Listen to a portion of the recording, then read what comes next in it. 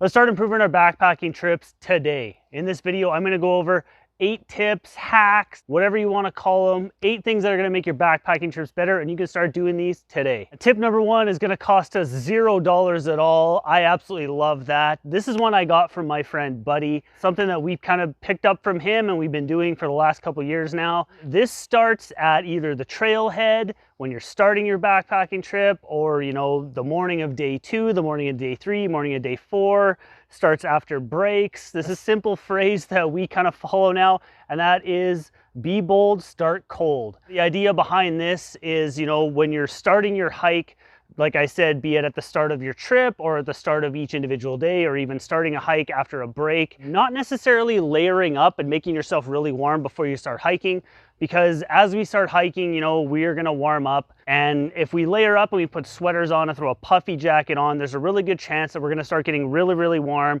and we may potentially start sweating, and we're gonna have to stop, take our bag off, pull layers off. And I don't know if you guys are like me, but kind of once I start the day and once I start hiking, I don't generally like to stop until, at least like an hour to 2 hours in.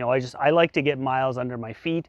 And for me, that's kind of what's worked, and it may help you guys out. And like I said, it's absolutely free. Tip number 2 has to do with misplaced gear out on trail. I have found a bunch of different pieces of backpacking gear in the last 20 plus years that I've been backpacking. And the most common thing that I find out on trail in terms of gear that people have lost or misplaced or left behind happens to be lighters. Most lighters that I've picked up on trail happen to be gray. Gray is just one of those colors that really tends to blend in really well to a lot of things we're gonna find there out in the backcountry.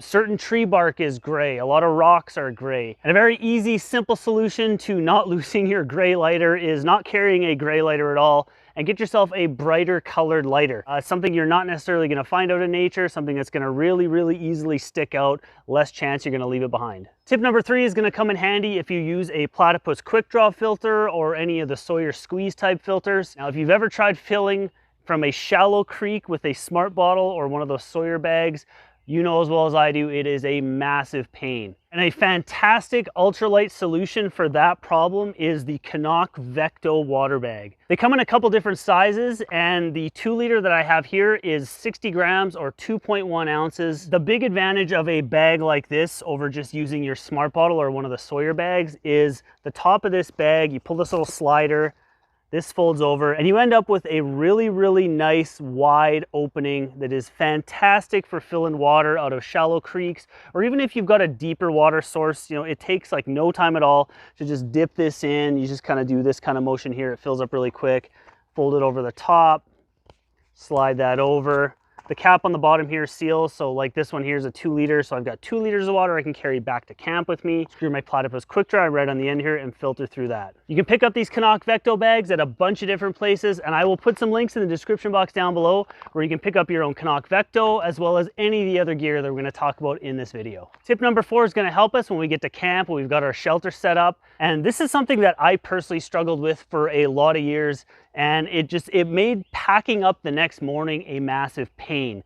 And that's because I always found myself hunting for my stuff sacks. The big issue that I was running into for years is I really wasn't very organized when I was setting up my tent.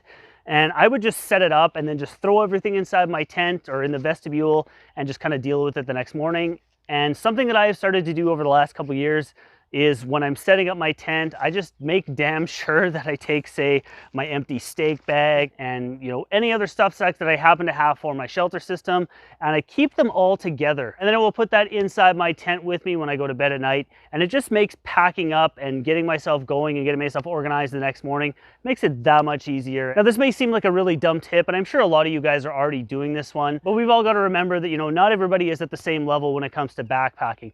There's a lot of tips that I may not be aware of that you guys and gals know, and if you guys have any tips that I don't cover in this video and you guys maybe haven't seen me cover in previous videos, please let me know in the comment section down below. It helps me out, it helps out everybody else as well, and it helps give content for the next video coming out. For tip number 5, we are talking rehydrated meals. And one of the biggest issues that I've personally had with rehydrated meals over the years is getting the right amount of water in my rehydrated meal. Like, I have tried buying pots that have, you know, the little markings on the inside, and they're somewhat accurate. And there was a time when I was taking my smart bottles and just pouring different measurements of water inside, putting marks on there, and I was using that to measure out how much water I was putting into my rehydrated meals. But thankfully, there are companies out there like the company Hike Life that have come up with the Puddle Genius sticker that takes all of that guesswork and all that work out of it. It comes with a template and it shows you how to put it on your bottle so you get all the right measurements. I actually trimmed mine off at the top here, but it does go, you know, a little bit higher up on the bottle. I just trimmed it off. I didn't really need any of the other measurements. I've been using this for a couple months. It's been awesome. It's one of those things that I wish I had sooner. Tip 6, we are sticking with rehydrated meals a little bit. And one of the big complaints that people have with rehydrated meals is getting food all over their hand when they go to dig inside the meal bag.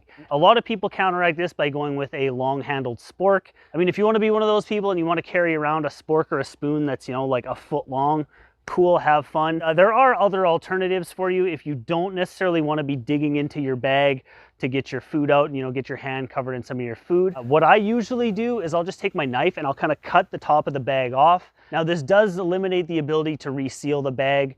So if that's something that you need to be able to do, you might not want to do that. But another great option is these really lightweight bowls from Fozzles. It's got snaps in the corners here. You just kind of fold the edges in, connect the two snaps together, and you get yourself a nice little bowl. For years, these are actually what Wanda, my dog, was using for her dog food and water bowls when we were out on trail. But now that she has been upgraded to some DCF food bowls, I actually carry the Fozzle bowls for myself now.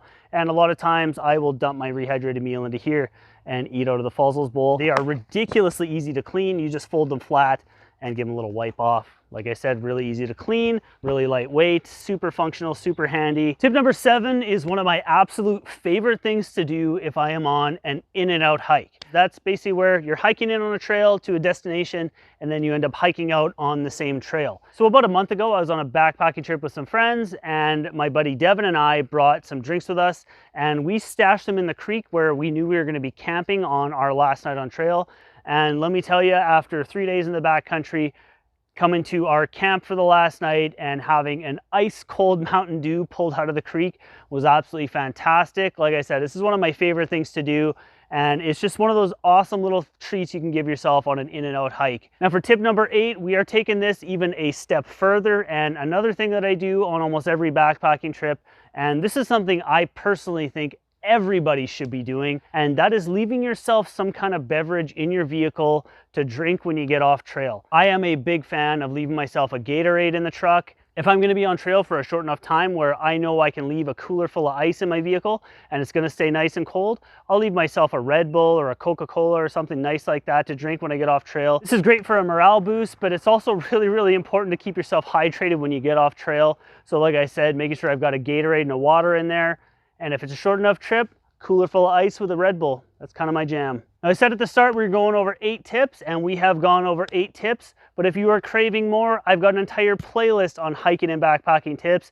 You can find that right here. So when you're done with this video, check out that playlist. I'm sure you'll find something enjoyable there. And as always, I am Matty. Thank you so dang much for watching, and I will see you on the next one.